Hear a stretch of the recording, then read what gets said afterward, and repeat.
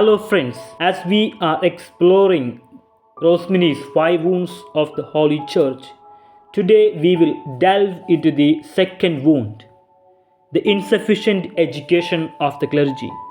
Only great people can form great people, said by Blessed Antonio Rosmini while he explains the second wound. And great people were in plenty during the first 6 centuries of the life of the church. Jesus was the great formator. His disciples learnt from him, and in turn, they formed great bishops and priests in the various churches in the East and the West. Titus, Timothy, Luke, Mark were disciples of St. Paul.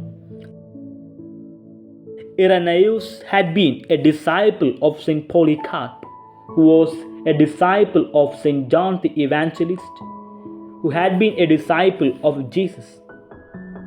Great bishops formed their priests, who later became great bishops themselves. St. Augustine formed a great number of outstanding priests and bishops, as did St. Athanasius, St. Ignatius, St. John Chrysostom, and many others. The house of the bishops were the seminary, and he was their teacher by means of words and the example of holy and learned life. Early bishops and priests were very much learned in scripture and in theological matters. Most of them wrote beautiful commentaries. We have St. Jerome, St. Augustine, St. Athanasius, Origen, Tertullian, etc. Their knowledge was indeed true wisdom, moving their hearts towards loving God and neighbor.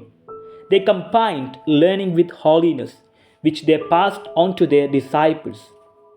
The Christian communities were also strong in their faith, being nourished by holy bishops and priests. Jesus was at the center of their life. They knew him and they loved him. From such powerful Christian communities, there came holy and learned vocations. Blessed Rosmini claims that priests are weak or strong according to the communities to which they belong. Weak priests, weak communities will produce weak priests, who in turn will lead other communities in a weak manner. By weak, what do we mean? We mean very limited in their knowledge and in their faith.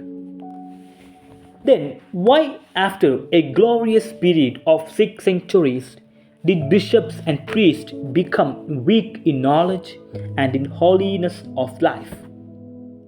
Rosmini produced a historical study proving that the cause for such a dramatic decline was the constant invasions of barbarian tribes who put an end to the mighty Roman Empire. The barbarian kings, after destroying cities and murdering the endless number of innocent people, settled in the conquered lands of Europe, North Africa, and Middle East, and they were feared by many. The people found protection in the popes, bishops, and priests. The barbarian rulers, to control the population, bestowed titles and wealth on the popes and bishops. The bishops became powerful, wealthy, and bound to their rulers. They became like princes with their own armies and fortresses. It was at this stage that links between the people and the priest were broken. The priests, abandoned by their bishops in their spiritual needs, became corrupt, using the priesthood as a means of making money and of achieving some status in life. The Council of Trent tried to stop the corruption of priests by creating seminaries whereby candidates for the priesthood could live in a holy environment with sound teaching and discipline of life. Blessed Antonio Rosmini considered that it was a great way forward. Unfortunately, the candidates had many books to study, but it was more erudition than wisdom. They learned their philosophy from manuals, their theology from summaries of very abstract formula. They were not formed but simply informed in a very scholastic manner. There was no heart, no real converting of what was being learnt into a holy life.